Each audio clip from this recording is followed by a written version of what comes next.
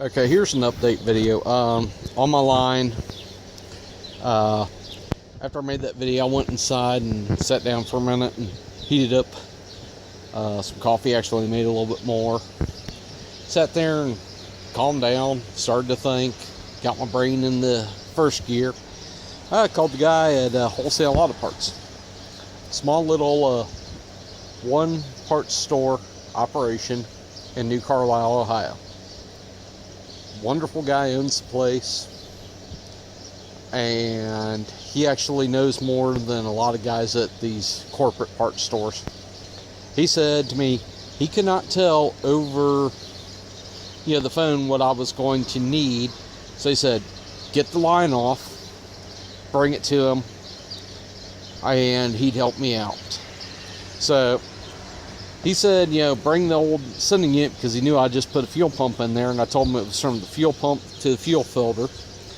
This is the fuel filter end, which this is that there. That's 5/16 line. And this is the one that broke here, and it is it's broken.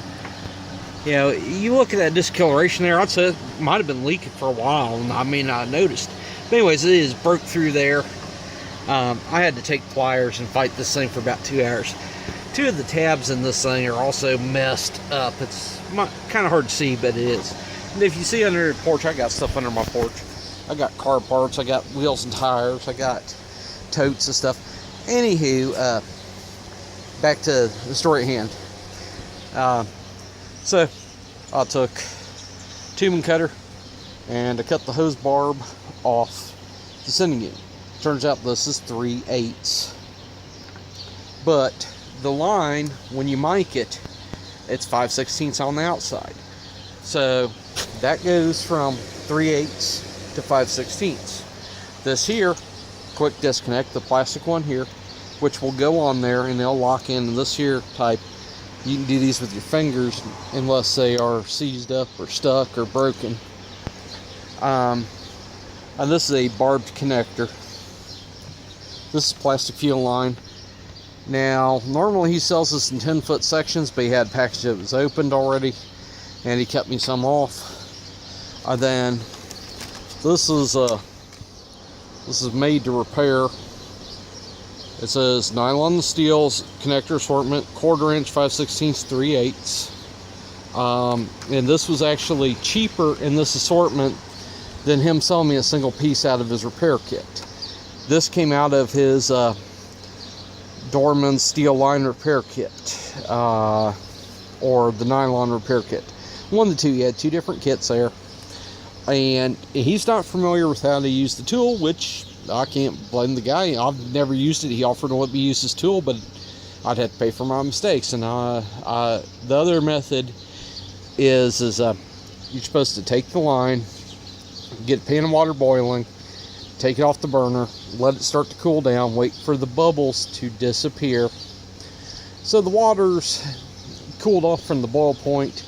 You're going down. You're probably getting it down around 220 degrees or 200 degrees. Then you put your plastic line in there and it'll soften up. Then you slide it over these barbs and you let it cool off. And when it cools off, that line contracts down and that locks on there and nothing will pull it off there. You'd have to actually take a razor knife and cut it apart. It will hold up to 100 psi fuel pressure easy. And this is fuel line. It says caution, flammable, non-repairable, low perm, 3500K, ETFE. Yeah, that even says FOMOCO on there. Woohoo! Anyways, this is actually made to be plastic fuel line. It's, I'm not using air brake line, which I've seen people use before to repair fuel line. This stuff, the quick disconnect, it says quick disconnect on the compression fittings, but they're made for nylon line to steel line. So what I'm going to do is I'm going to go over here, and I got probably more than I'm going to need. I'm going to get the thing on there. And then go ahead and figure out the best spot where it's going to be the flattest, and I'm going to take my tubing cutter and I'll put a cut. If I can, I'm going to do it there. If not, I might come back to here. He gave me enough that, you know, if I wanted to, I could probably come back to here and do it. You can see there's a holder clamp there,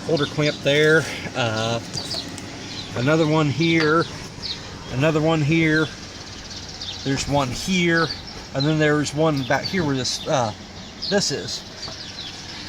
And that's a little bit of a trick to get out of there. It fought me a bit, but it wasn't as bad as I thought it was going to be to get it out.